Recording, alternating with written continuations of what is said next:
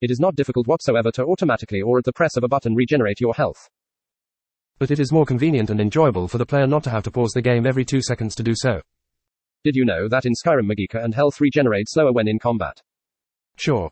You could propose that health and Magicka not regenerate at all in combat. But the fact that the game will automatically do this thing you absolutely would do in Morrowind that costs you nothing but doing it automatically over time instead of having you press a button is good game design. It maintains the pacing of going through a dungeon and doesn't slowing the player down. I honestly can't think of any situation in my last Morrowind playthrough where the inability to rest because of nearby enemies actually did anything but mildly annoy me as I walked around to find some rat to kill or place I could sleep 2 feet away. Unhinged rant. There are reasons that Morrowind is a game for niche autists and Skyrim and Oblivion generally appeal to much bigger audiences. And it is not because the games are dumbed down for the stupid people. It is because they are more streamlined for the impatient. Normal people that value their time. The hardest part about playing Morrowind and completing the main story was trying not to quit all the times my patience was being tested. Every time I had to pause and rest. Or kill a single stupid cliff racer. Or sort through my massive inventory and hover over potions to find the right one. Or take the time to manually travel to a location I had already been a dozen times.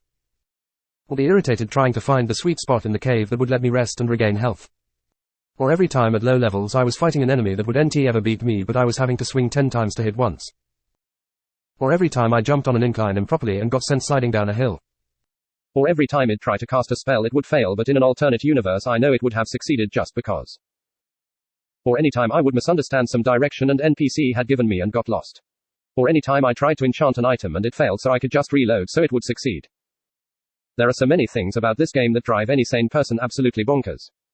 What sounds like better game design to you? Guaranteed hits. Having a sword skill of 20. Ensuring that all of your swings with swords will do 20% more damage. Dice rolls to determine if you hit. Having a sword skill of 20. Ensuring that you have a 20% increased chance to hit. Those are oversimplifications of Elder Scrolls systems. But the point is that they both objectively increase your character's power. It is just that in one. You'll have an 80% chance of nothing happening and wanting to commit suicide because you feel like you're wasting your time playing a game that can't even do you the good grace of ensuring you will actually receive positive feedback for your actions. You could design enemies that are still challenging, or whatever result you wanted, for the 20 plus damage sword or the 20 plus chance sword. The only difference is how the player feels about it. So why not make them feel good? It is absolutely obnoxious to swing and miss out of your control. The combat system of Morrowind is not sophisticated. You just like numbers because you are autistic. Just because the system is complex doesn't mean it is good. And just because you like thinking about the numbers doesn't mean you are intelligent. The combat of Morrowind is objectively, demonstrably terrible. Dice rolling combat has no place in video games whatsoever. Honestly. It is the stupidest thing ever. The only time dice rolling should be done for combat in games is for role-playing games. And with the way that video games are now, failing is not actually interesting. So there is nothing really gained most of the time. A strategy game doesn't benefit from dice rolling. Because it totally undermines the strategy that is supposed to be happening. A game like Morrowind doesn't benefit from it. Because a gigantic amount of the time, if you die and fail, you can just reload the save and restart. It is not like anything is learned from failing too many sword swings in Morrowind. Yes. Everyone understands you are supposed to take potions and things, in cases where these benefits are objective and guaranteed. Like a healing potion that restores an exact amount of health no matter what. The strategy element is there. You actually feel smart in some cases. Some. But when I am fighting a frost atronach, of course I am going to use a stupid scroll of frost resistance. But if you make it for no reason that the scroll may give me 5% resistance or 30% resistance, you are totally ruining the point of the strategy of choosing to use the scroll if I just happen to roll only a 7% resistance for 20 seconds instead of just giving me a guaranteed value. If there are situations in your game where the player can do the exact same thing twice with different outcomes, congratulations. Your game just fulfilled the definition of insanity. Or something, by providing varied results for the same action. These games aren't about skill. They're just about having the patience to find the item you need in your inventory of dozens of other items. Using that item. And hoping you actually got a good result. If the player attempts something, and it fails, following the exact same process should never ever produce a different result. Let me tell you the difference between failing in a role-playing game and failing in a role-playing game. In a role-playing game, your character is not you. And you know that both success and failure are possible and will lead to different interesting outcomes. You are not in control. Because that is not the point is to see what will happen.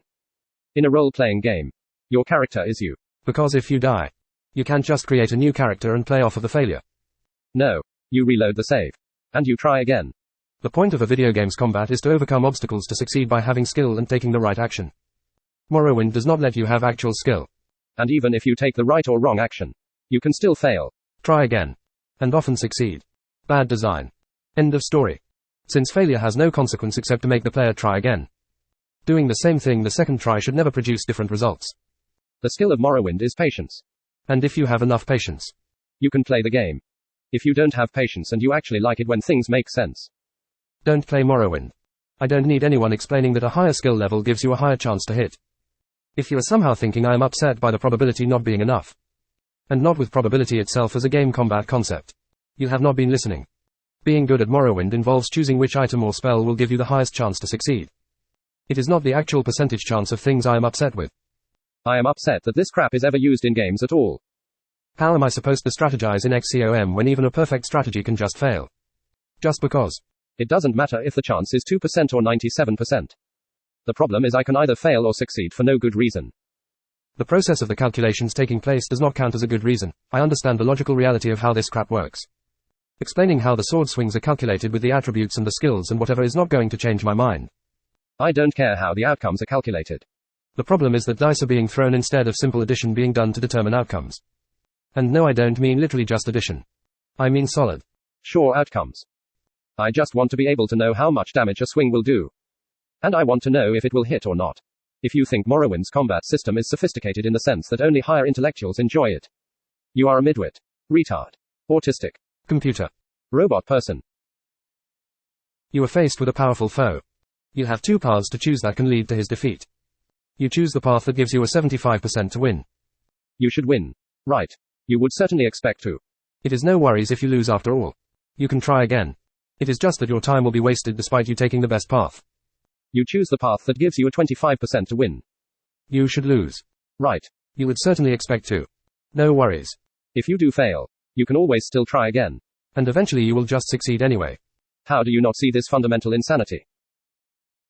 If the game is going to attempt to stop me from creating a too powerful enchanted item, what it should do is set specific requirements that are costly to be met to ensure the enchantment can take place.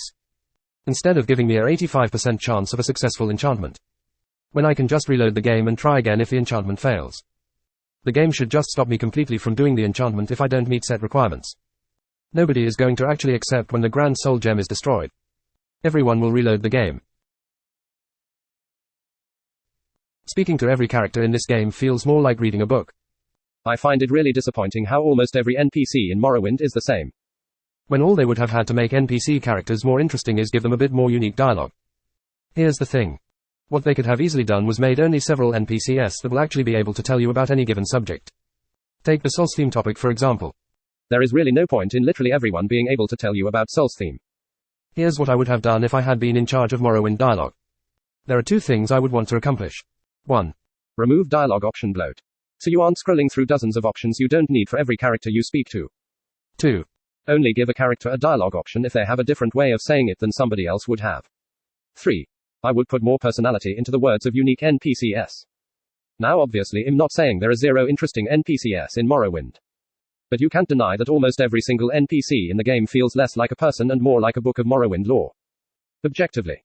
Oblivion does this a little better. And Skyrim does it best than both of them. Something I noticed in my latest playthrough is I have maybe visited the Khajiit merchant in Balmora at least half 100 times at this point to sell items. But I still don't even know what his name is. I think it is Javir or Ravir or something like that. But he doesn't feel like an actual person. He doesn't have good characterization. So he is easily forgettable. Compare that general merchant in Balmora to Belitha from Skyrim. Now when I say Belitha, if you have played Skyrim for a regular length of time, you almost certainly remember that name and know who I am talking about. You probably got some sort of gut feeling in reaction to remembering Belitha. Maybe you feel a bit fond of him or think he is a sleazy bastard. The point is that you probably remember him. He left an impression on you. Almost every NPC in Skyrim is at least mildly memorable. Skyrim gave every most of its city NPCs unique faces and lines of dialogue. The exception would be the guards. One thing I wish had been in Skyrim is the option to get directions around the city from guards. If I had been in charge of Morrowind dialogue, I would have made it so for the most part. With some exceptions such as quest givers. That only guards, which have never been uniquely named characters anyway, were the only NPCs with copy-pasted dialogue city directions. Every innkeeper in the game could have uniquely had options for stuff like rumors and little secrets. The fact that the Solsteam dialogue option is there at all times for nearly every single NPC in the game irks me to no end. It irritates me that every single NPC gives me long-winded, detailed explanations of things. I don't think Morrowind's dialogue system can be defended. It is really cheap the way they handled it. Especially when you think of how easy it would have been to not write out such long responses to your questions and instead give you more character-specific opinions depending on who you are talking to. Everything everybody says feels so robotic. And it just doesn't work. I know I have been beating a dead horse this entire time. But I think Morrowind's flaws are too downplayed and in a lot of cases seen as virtues when they aren't. Power.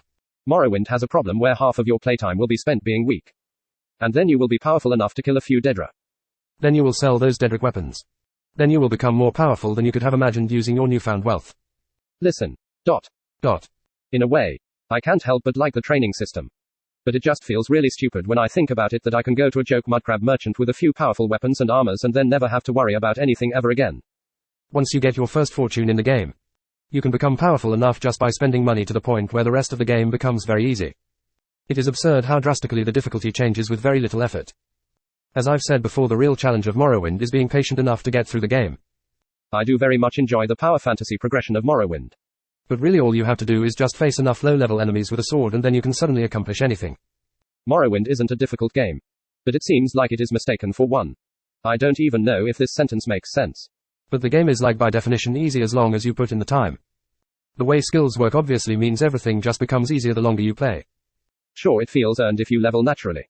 But spending tens of thousands of gold to level several skills as much as you can doesn't. Morrowind's main appeal is the power fantasy. It is about growing strong. And it feels good. I really hate Oblivion's combat. And I dislike it and Skyrim's way of making you face harder enemies to match your prowess. The funny thing is that Morrowind does the same thing technically, but it doesn't work.